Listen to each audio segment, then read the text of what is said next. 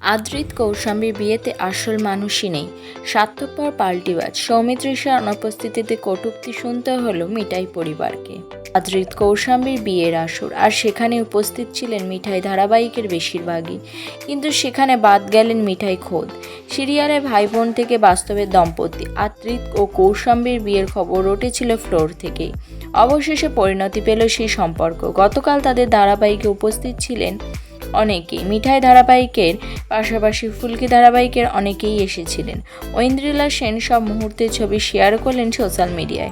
কখনো তার দিদিয়াকে জড়িয়ে, আবার কখনো দাদাভাই আদ্রিতকে জড়িয়ে ধরলেন অভিনেত্রী। ভাইরাল তাদের বিয়ের মুহূর্ত। কেউ কেউ তাদের ভক্তরা এও বলেন, কৌশাম্বী আদ্রিতকে সামলে রেখো। কিন্তু গণ্ডগোল অন্য জায়গায়।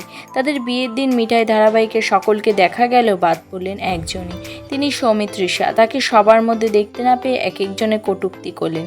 কেউ কেউ নানা অছিলায় পুরনো কথা তুলে ধরলেন। কেউ কেউ বলেন, বাহ, মিঠাই নিজেই নেই। আবার কেউ বলেন, আপনারা সবাই পাল্টিবাজ। যার জন্য বিখ্যাত হলেন, নিজেরটা গুছিয়ে নিয়ে তাকেই ভুলে গেলেন। এত স্বার্থপর। আবার কারোর কথায় সৌমিত্রিষার পাশাপাশি দিয়া কেন নেই। কেউ কেউ তো সোজা এও বলেন, আসল মানুষটাই নেই কেন। যদিও এই কথা অনেকেই জানে, নতুন প্রজেক্টে কাজ করছেন সৌমি। সৌরভ দাসের সঙ্গে যোগ দিয়েছেন, সেই কারণেই এত ব্যস্ততা। তাই কি আসতে পারলেন না এই বিয়েতে? উল্লেখ্য, মিঠাই শেষ হওয়ার পর আদ্রিত সৌমির বন্ধুত্ব দেখে অনেকেই ভেবেছিলেন যে সবকিছু হয়তো আগের মতন হয়ে গেল।